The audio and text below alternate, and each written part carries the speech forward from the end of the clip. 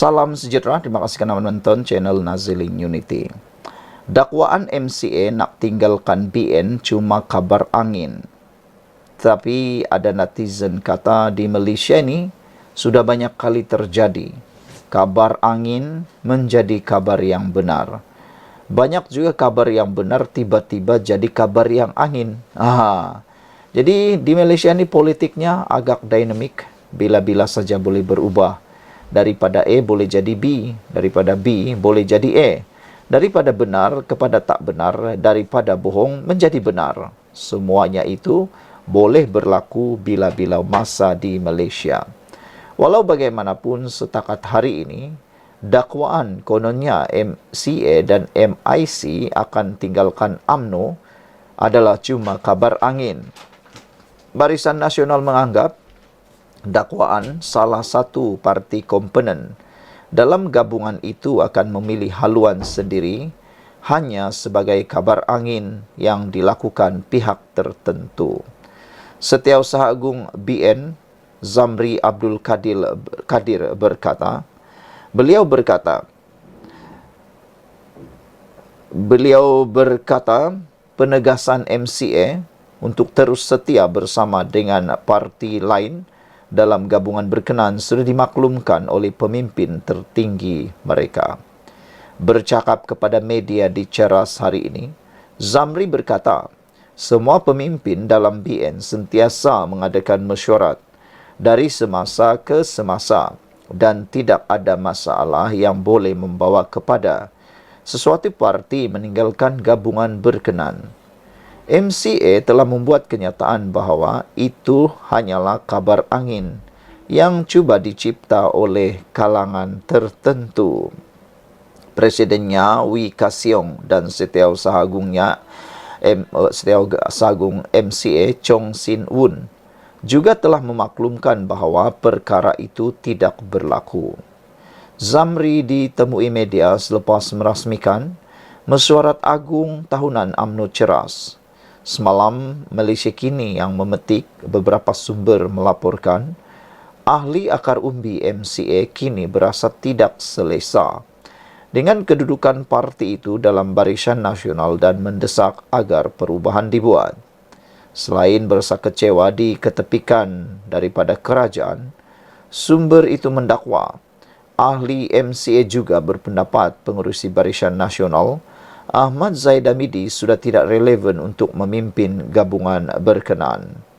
Chong juga dipetik media semalam sebagai mendakwa tiada sebarang perbincangan dibuat dalam MCA berhubung kedudukan mereka dalam Barisan Nasional.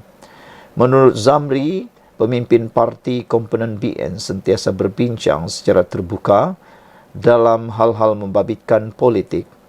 Dalam perkembangan berasingan, Presiden MIC S.A. Vigneswaran berkata, pertanyaan berhubung kabar angin MCA keluar dari BN tidak seharusnya ditujukan kepada partinya. Persoalan itu hanya perlu dijawab oleh MCA, bukan MIC, katanya ringkas kepada Malaysia Kini.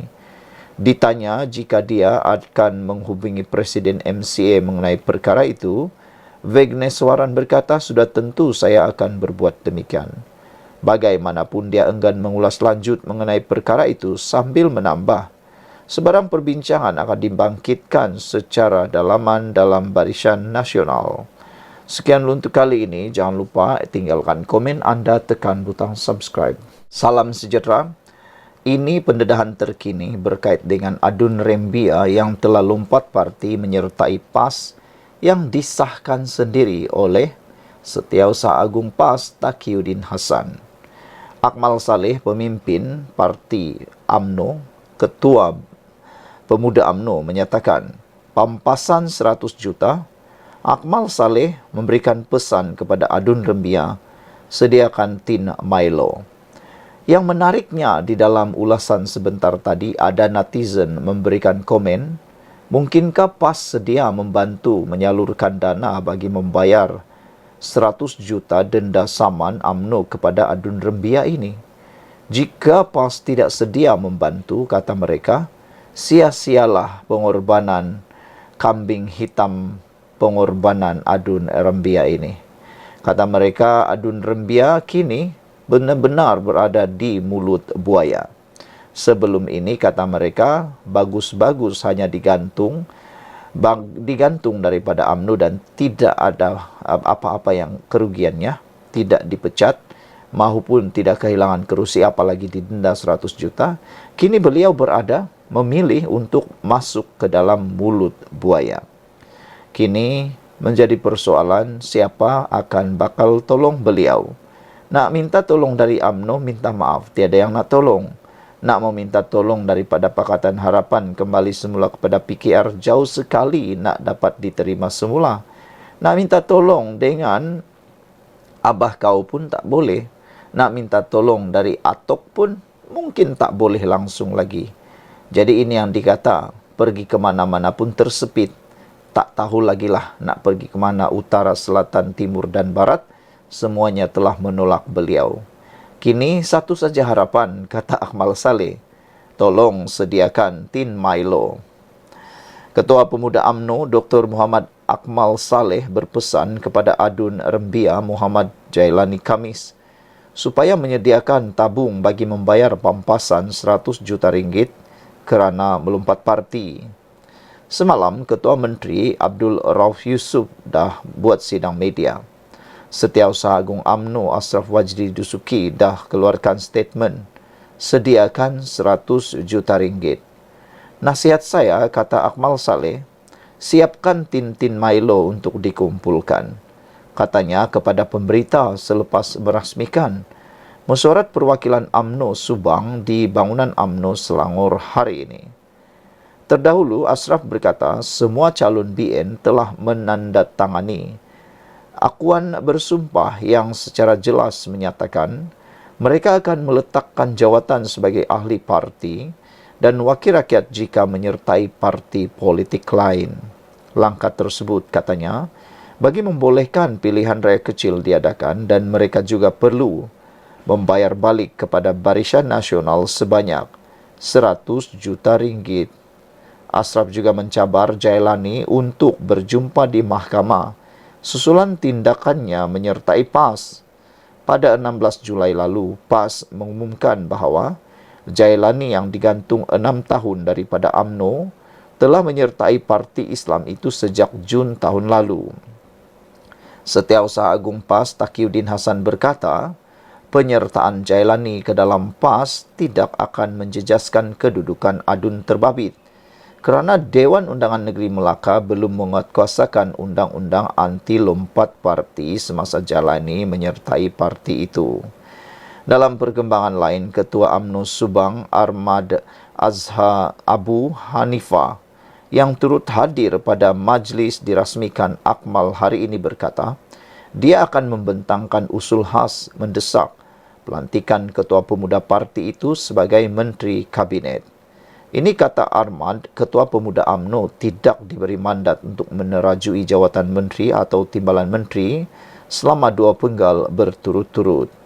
Kita minta jawatan ini bukan atas kapasiti Dr. Akmal, tapi atas kapasiti Pergerakan Pemuda UMNO Malaysia. Bagi saya selaku Ketua UMNO bahagian, dah 2 penggal Ketua Pemuda tak diberi ruang dan peluang untuk galas jawatan menteri dan timbalan menteri. Rakyat nak lihat muka baru, suara baru, the new upcoming leader. Ya, saya yakin Dr. Akmal calon sesuai dan calon pewaris yang perlu diangkat suara UMNO dalam kabinet untuk semak dan imbang, katanya. Ahmad, bekas ahli Majlis Tertinggi UMNO, turut menggesa perwakilan saya pemuda parti itu di seluruh negara untuk mengemukakan usul berkenan dalam mesyuarat mereka yang akan datang. Sebagai maklum balas, Akmal berkata dia tidak bersetuju dengan usul itu dan terpaksa menolaknya. Sambil merakamkan penghargaan atas sikap dan niat di sebalik usul itu, Adun Merlimau berkata objektifnya untuk memulihkan UMNO supaya mendapat keyakinan rakyat. Tujuan saya adalah kembalikan UMNO di hati rakyat. Jadi menteri ini, tengoklah bila UMNO dah menang dan memerintah secara majoriti baru saya fikirkan. Setakat hari ini tak ada, kata Akmal. Di sebalik penolakan Akmal, Arman menegaskan dia akan terus membawa usul itu ke peringkat tertinggi.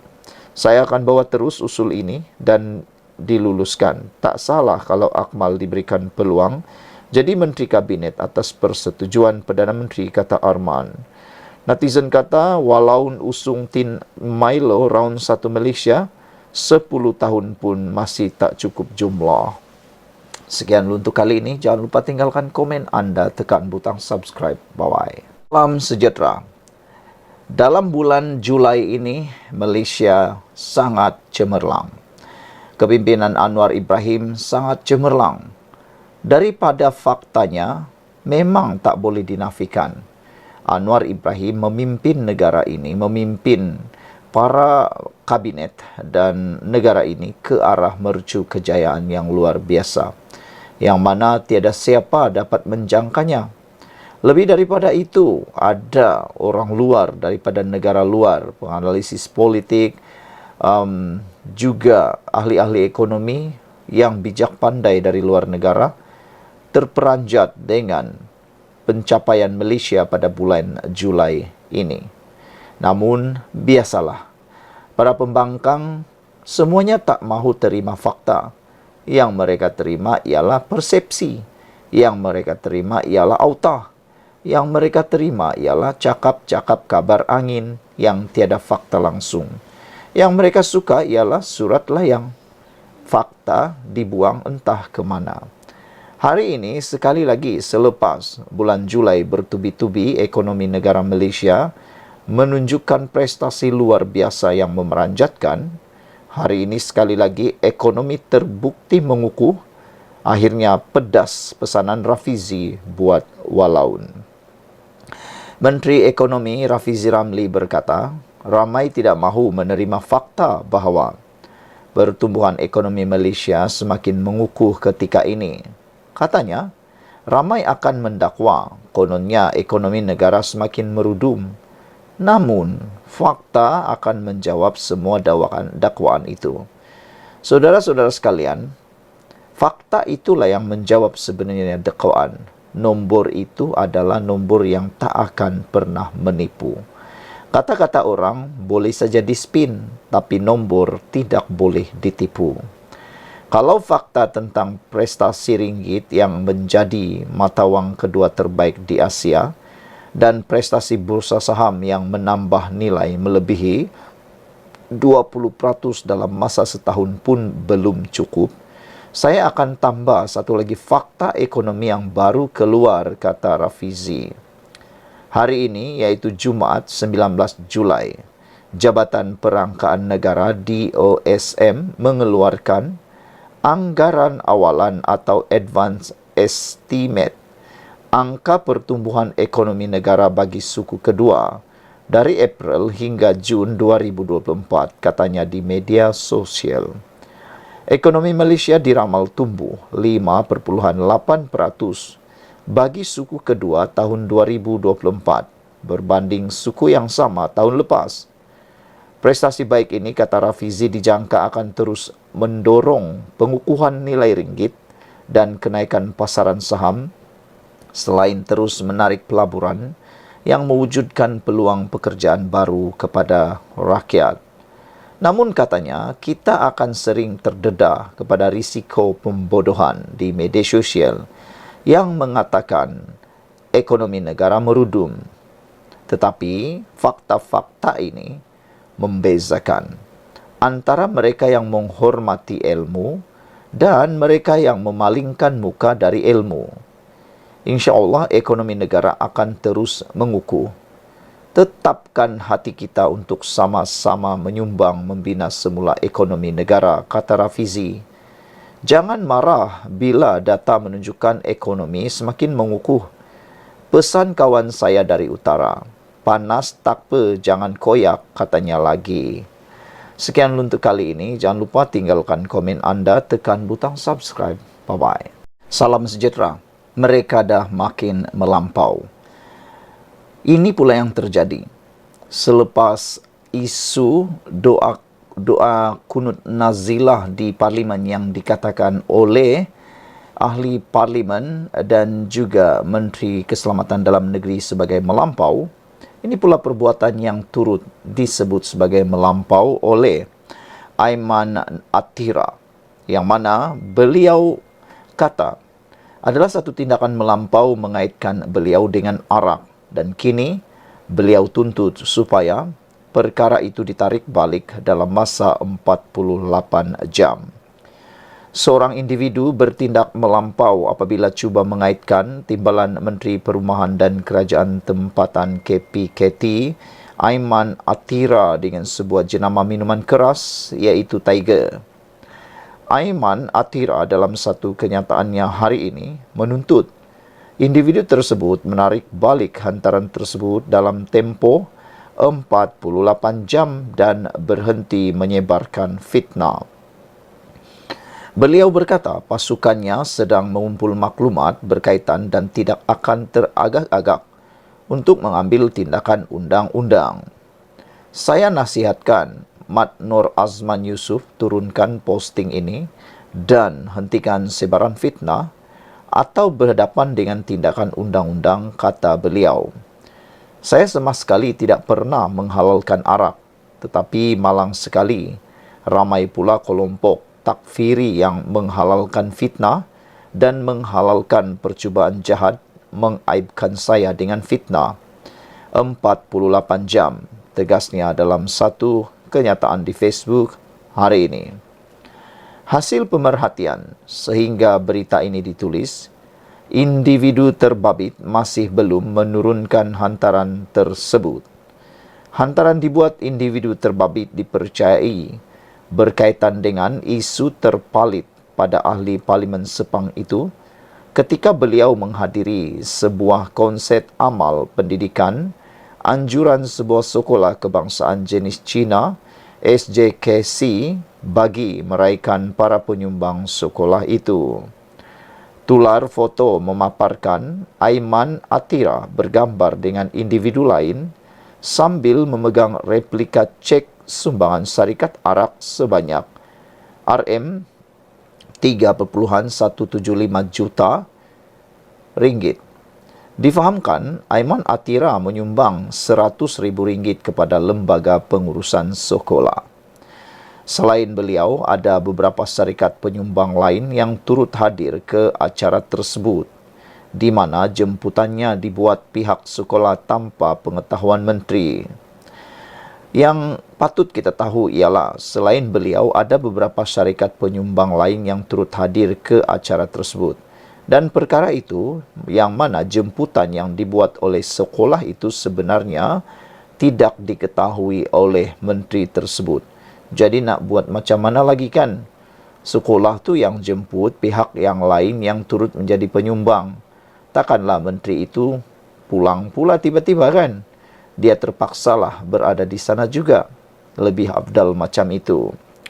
Dalam penjelasan Aiman Atira, syarikat minuman arak tersebut adalah salah satu penyumbang SJKC berkenan. Selain itu, Aiman Atira menjelaskan bahawa kehadirannya adalah untuk memberikan sokongan terhadap usaha sekolah untuk mengumpul dana bagi membangunkan dewan yang selesa kepada murid. Sekian untuk kali ini. Jangan lupa tinggalkan komen anda, tekan butang subscribe. Bye-bye.